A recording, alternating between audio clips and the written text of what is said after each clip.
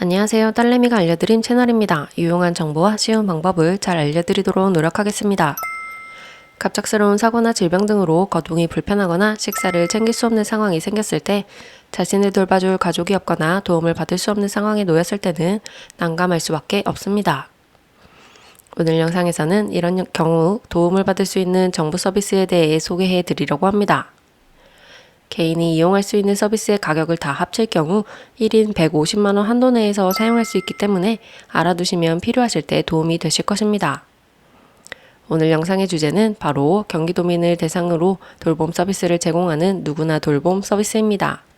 경기도 자체적으로 진행하는 누구나 돌봄 사업을 소개해드리면서 어떤 서비스들을 제공받을 수 있는지, 자격 대상은 누구인지, 얼마나 어떻게 이용하는지 알아보겠습니다. 물론 전국적으로 여러 지자체에서 국민들을 지원하는 돌봄 서비스를 진행하고 있으며 각각의 명칭은 살짝씩 상이합니다. 서울뿐만 아니라 예를 들어 경상북도의 누구나 돌봄 서비스 역시 대대적으로 진행 중입니다만 오늘 영상에서는 일단 경기도에 속한 총 28개의 시군의 돌봄 사업 서비스를 체계적으로 설명드리려고 합니다. 누구나 돌봄은 급격한 고령화와 1인 가구 증가 등을 고려해 경기도민은 누구나 돌봄의 대상이 될 수 있다는 취지로 연령, 소득 제한 없이 위기 상황에 놓인 모든 도민에게 돌봄 서비스를 제공해 도민 삶의 질을 높이는 사업입니다. 작년 2024년 1월 시흥 등 6개 시에서 우선 시작돼 5월 부천을 마지막으로 15개 시군에서 운영되었습니다. 2025년에는 총 28개 시군에서 누구나 돌봄 서비스를 제공받을 수 있다고 하니 꼭 알아두시고 도움을 받으시면 좋겠습니다. 누구나 돌봄은 경기도의 대표 복지 정책 경기 360도 돌봄 가운데 하나입니다. 360도 돌봄은 돌봄 사각지대를 해소하기 위한 것으로 연령, 소득과 무관하게 위기 상황에 놓인 모든 도민을 지원하는 누구나 돌봄이 그중 하나입니다. 한 사례로 거주지의 위생 상태가 불량해 신속한 돌봄 서비스가 필요하거나 독거 어르신의 건강 악화로 급작스럽게 돌봄이 필요한 경우에도 정부가 정한 소득 기준에 해당하지 않는 사람들은 돌봄 서비스를 받을 수 없다는 문제가 있습니다. 그러나 이 누구나 돌봄은 위기 상황에 놓인 모든 도민에게 제공된다는 특징이 있습니다. 2025년 중위소득에 관한 설명은 딸내미 채널의 이전 영상에서 자세히 설명드렸습니다.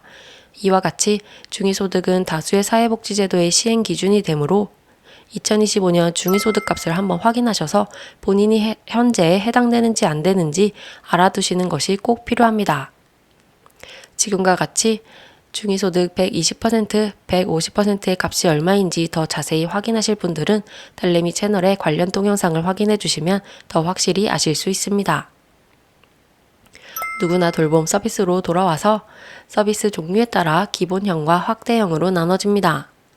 기본형 서비스에는 어떤 것들이 있는지 한번 살펴보도록 하겠습니다. 첫 번째는 신체 가사활동을 지원하는 생활 돌봄 서비스를 이용할 수 있습니다. 그리고 이동을 지원하는 동행 돌봄, 간단한 수리 등을 지원하는 주거 안전, 맞춤형 식사 지원, 시설에 단기 입소하는 일시보호 서비스를 기본형 서비스에서 이용할 수 있습니다. 또한 여기에서 확대형 서비스를 제공하는 지역에서는 앞에서 살펴본 기본형 서비스 플러스 2가지 서비스가 추가됩니다. 맞춤형 운동재활 등을 지원하는 재활돌봄, 그리고 심리정서적인 안정을 지원하는 심리상담 서비스가 추가됩니다. 경기도 시군 중 기본형은 용인, 평택, 화성, 부천, 광명, 양평, 과천, 가평, 연천 등 9곳이며 시흥, 이천, 안성, 파주, 포천, 남양주 등 6곳은 확대형으로 나눠 총 15개 시군에서 진행되고 있습니다. 2025년에는 수원, 고양, 안산, 안양, 김포, 광주, 군포, 양주, 오산, 구리, 의왕, 여주, 동두천 등 13개 시군이 기본형과 확대형 중 선택해 참여함에 따라 총 28개 시군에서 누구나 돌봄 서비스를 제공받을 수 있습니다.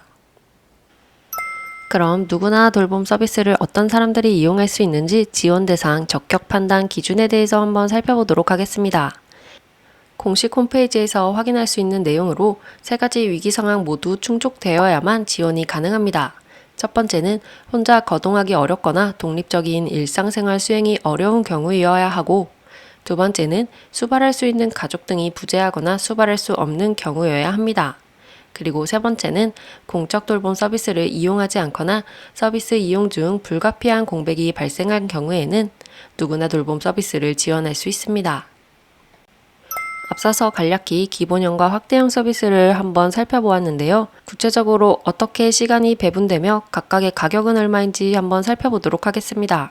생활돌봄 서비스는 갑작스러운 사고 등 돌봄 공백이 발생한 경우에는 대상자 돌봄 서비스를 이용할 수 있는데 서비스 비용은 1시간 미만 16,940원으로 책정되어 있습니다.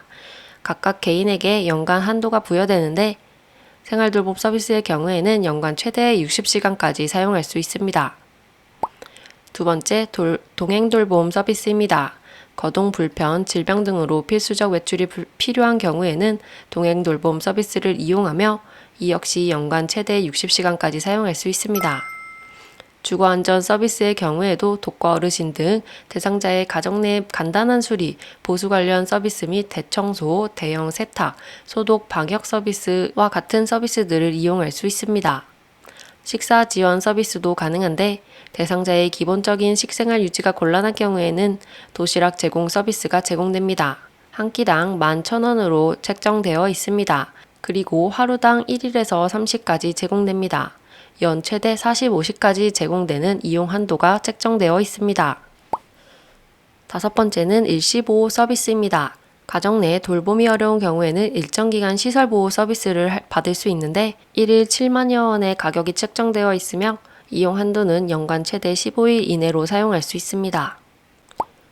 재활돌봄 서비스의 경우에는 일상생활, 수행능력 향상이 필요한 경우에는 맞춤형 재활 서비스를 제공합니다. 가격의 경우에는 1시간당 6만 원이 책정되어 있는데 연간 최대 10회 이내입니다. 그리고 심리상담 서비스의 경우에도 확대형 서비스에 들어가며 일상생활과 관련하여 심리적 어려움에 처한 경우에는 심리상담 서비스를 제공합니다. 1시간에 6만원어치 서비스를 제공하며 연간 최대 1인당 10회 이내로 사용할 수 있습니다. 이렇게 지원되는 서비스를 한번 살펴보았는데 이 중에서 가장 중요한 지원 비용에 대해서 자세히 한번 살펴보도록 하겠습니다. 지원 비용은 1인이 연간에 이용할 수 있는 이용 한도는 최대 150만 원 이내의 서비스를 제공합니다. 그리고 개개인의 소득별로 지원 비용이 달라지는데 이 부분을 꼭 체크하셔야 합니다. 중위소득 120% 이하인 경우에는 전액을 지원받을 수 있으므로 본인이 저소득층에 해당한다면 이 정보를 알고 계시면 활용하시는 데 도움이 되실 것입니다. 그러나 중위소득 120% 초과되는 분께서는 50% 지원을 받으시고 150% 초과되시는 분들께서는 자부담으로 이용하실 수 있습니다. 안내된 내용을 다시 한번 알기 쉽게 정리해 보도록 하겠습니다. 1일 연간 150만원 한도 내에서 소득 수준에 따라 지원금을 차등 지급합니다. 기준 중위소득 120% 이하는 이용료의 전액을, 120% 초과부터 150% 이하는 이용료의 50%를 지원받으며 150%를 초과하는 경우에는 전액 자부담으로 이용할 수 있게 됩니다. 누구나 돌봄 서비스를 신청하려면 관할 지자체 행정복지센터를 방문하거나 경기도 콜센터 031-120 또는 긴급복지 핫라인을 통해 신청하실 수 있고 경기민원24 누리집에서도 온라인으로 신청할 수 있습니다.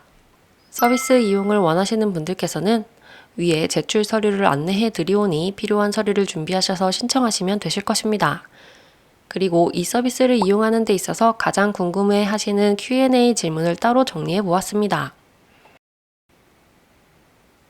이는 공식 홈페이지에서 안내된 질문과 답변을 재구성한 것으로 공식 홈페이지에서 인증받아서 안내된 내용을 정확하게 전달해 드립니다. 예를 들어 돌봄 서비스를 이용할 수 있는 사람은 누구인지, 그리고 본인이 자부남한 경우에는 누구나 돌봄을 받는다는 게 맞는 것인지에 대한 답변들도 공식 홈페이지에서 안내드리고 있으니 관심이 있으신 분들께서는 한번 확인해 보시면 되겠습니다. 누구나 돌봄 대상자에게 연간 한도액 150만 원을 주는 것인지에 대한 답변도 한번 살펴보겠습니다. 첫 번째 가장 많이 하시는 질문인 누구나 돌봄 서비스에 대한 이용 자격은 앞서 제대로 설명드렸습니다. 위에서 설명하다시피 3가지 위기 상황을 모두 충족하셔야 지원이 가능하다고 하니 여기에 해당하시는 분들은 꼭 한번 알아두시고 신청해 보시는 것이 좋겠습니다. 이렇게 설명을 보다 보면 기존에 진행하는 돌봄 사업과 차별성은 무엇인지 궁금점이 일 수밖에 없는데요. 공식 홈페이지에서 답변한 내용을 한번 살펴보도록 하겠습니다. 기존의 돌봄 제도는 지원을 받고 있는 수혜자가 누구나 돌봄 대상이 아닙니다. 기존의 돌봄 제도가 있지만 돌봄 사각지대가 존재하므로 이를 신속하게 지원하기 위한 제도라고 합니다. 위기 상황 시 신속하게 지원하는 긴급 지원 제도가 있듯이 돌봄 위기 상황에는 누구나 돌봄 제도를 이용하시면 되겠습니다. 설명을 다 듣고 난 이후에도 헷갈리시는 분들을 위한 질문입니다. 누구나 돌봄 대상자에게 연간 한도액 150만 원을 주는 것인지 궁금해하시는 분들도 있습니다. 돌봄 대상자에게 직접 현금을 지급하는 것이 아니고 그에 상응하는 서비스를 제공한다는 제도입니다. 그러면 마지막 질문으로 누구나 돌봄 대상자는 연간 중복으로 돌봄이 가능한지에 대한 답변을 살펴보겠습니다. 중복에 관해서는 1인 연간 한도액 150만 원 이내에서 7대 서비스 중복이 제공 가능합니다.